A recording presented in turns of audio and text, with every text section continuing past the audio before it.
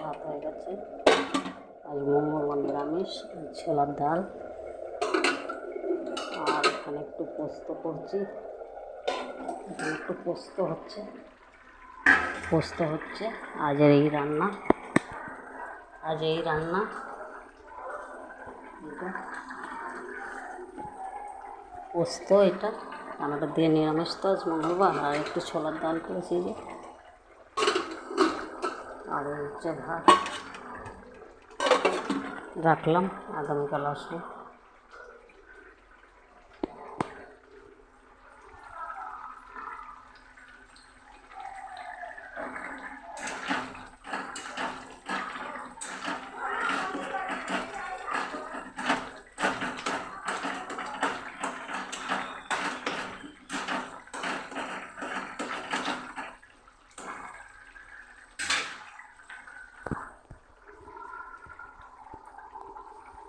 রাখলাম, আগামীকাল আসবো।